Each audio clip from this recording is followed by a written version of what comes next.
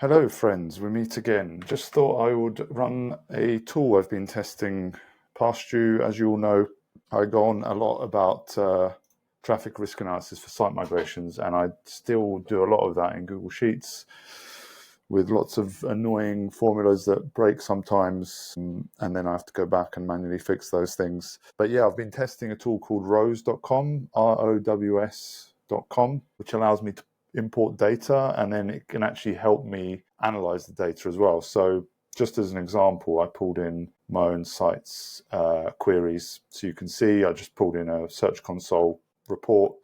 I segmented the folder that the query sits in for easier segmentation. And then I rebuilt the dashboard in Rows with some additional ideas that Rows came up with from like an analysis point of view for the traffic risk analysis part that I would always do before any site migration even goes live or before we even decide what needs to happen next.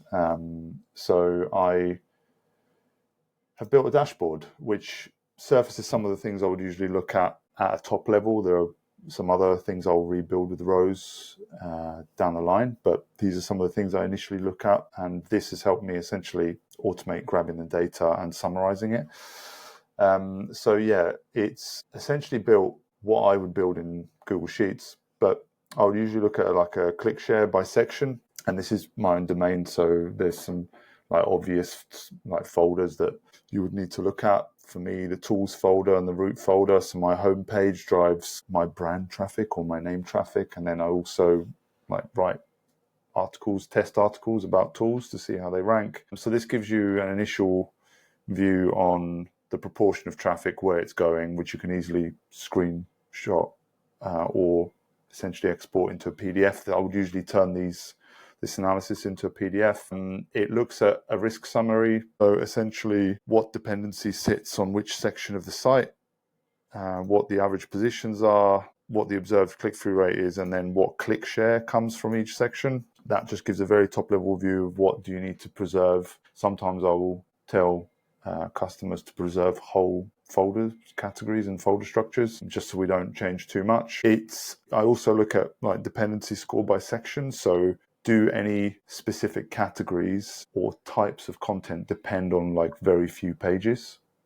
If so, what are those pages, and where do we need to go? I like a page under performance map. So this just looks at click-through rate and average position. Sometimes, for example, queries will have really good average positions and impressions, but the click-through rate's low because of the SERP features on the page, therefore becoming low risk unless we improve it. I do actually quite frequently see position 1 queries getting 0 clicks more and more, as we were all discussing. So something to think about. It's helped me build a better table for at-risk pages. So essentially looking at which pages obviously drive the most traffic, but then it's very easy to get bogged down in click share by just the site comparatively to the whole domain. How much traffic are these pages bringing? But what we sometimes forget to look at is click share by section. So you might have, like the homepage here is obviously click share is 100% for its section because it's at root. It drives 46% of all traffic. But then you've got these other pages that drive higher click shares for their own sections that they sit in, whereas they might be quite low comparatively to whole domain traffic. So you kind of need to look at that. I also look at, are there overlapping queries by category? So do multiple categories have similar content that cannibalizes queries? Again, gives you a really good view of where to look.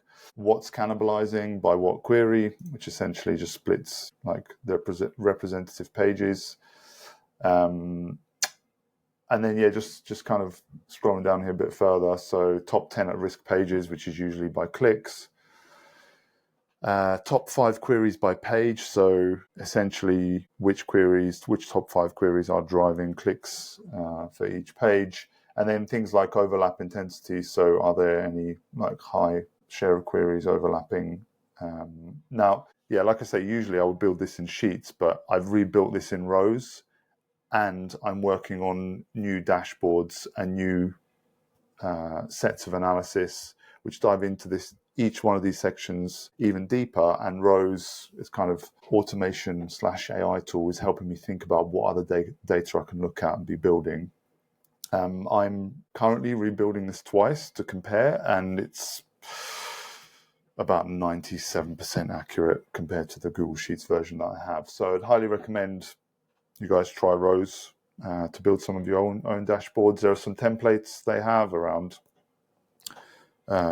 search performance data, so stitching search and Search Console GA4. Haven't tested that yet, but what I found it really useful is essentially rebuilding some of the things I already have in Google Sheets for the purposes of it finding additional analysis I could look at. So really useful, direct connection to Google Search Console, so no weird middleware.